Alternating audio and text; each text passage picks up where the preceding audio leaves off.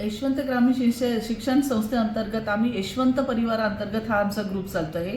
त्या परिवारामध्ये आम्ही जवळपास 250 सदस्य आहे। त्याच्यामध्ये आम्ही सर्व शैक्षणिक दृष्टिकोनातून हा ग्रुप तयार केलेला होता, परंतु त्याच्यावर आमच्या संस्थेचे संचालक जे आहे ते खूप सारे व्हिडिओ टाकत होते। त्यामध्ये आता अश्लील व्हिडिओ सुद्धा समाविष्ट केले जात आहे आणि त्याच्यामुळे आमचा एक प्रकारे महिला अंतर्गत विनयभंग होत आहे असं आम्हाला वाटत आहे। आणि या सगळ्या गोष्टी सारख्या घडत राहिल्या तर आम्ही अध्यक्षांच्या मार्फत याच्यावर कारवाई करायला सांगूच, परंतु आम्ही सुद्धा शैक्षणिक दृष्टिकोनातून आम्ही सर्व लेडीज सर्व महिला एकत्र येऊ आणि आंदोलन करू।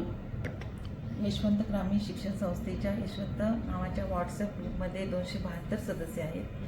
या सदस्यांमध्ये सर्व शिक्षक शिक्षिका आणि संस्थेचे संचालकही आहेत। याच ग्रुपमध्ये संस्थेचे संचालक असलेले शशांक खोडमारे हे नेहमी अश्लील व्हिडिओ आणि दारूला प्रोत्साहन देणारे व्हिडिओ टाकत असतात। हा शिक्षकी पेशाला काळीमा फासणारा प्रकार आहे, कारण आम्ही घरी गेल्यानंतर आमचे मोबाईलवरचे सदस्य देखील पाहत असतात। असे अश्लील व्हिडिओ मोबाईलवर सेव्ह होत असल्यामुळे आम्हाला मनस्ताप होत आहे आणि आमच्या चारित्र्याबद्दल घरच्यांकडून प्रश्नचिन्ह निर्माण होत आहे।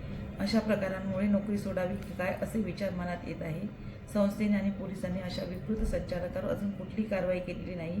आता आम्हाला आंदोलनाशिवाय दुसरा पर्याय नाही। यशवंत ग्रामीण शिक्षण संस्थेअंतर्गत कार्यरत असलेल्या सर्व शिक्षक व शिक्षकांच्या भल्यासाठी यशवंत व्हॉट्सअप ग्रुप तयार करण्यात आलेला आहे।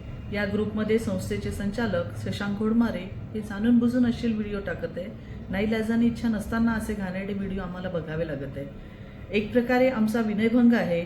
अश्लील कृत्य करणाऱ्या संचालकावर माहिती तंत्रज्ञान कायद्याअंतर्गत व कामाच्या ठिकाणी महिला लैंगिक छळ कायद्याअंतर्गत संस्थेने आणि पोलीस विभागाने कठोर कारवाई करावी आणि असे न झाल्यास आम्ही सर्व शिक्षक शिक्षिका एकत्र येऊन आंदोलन करणार आहोत।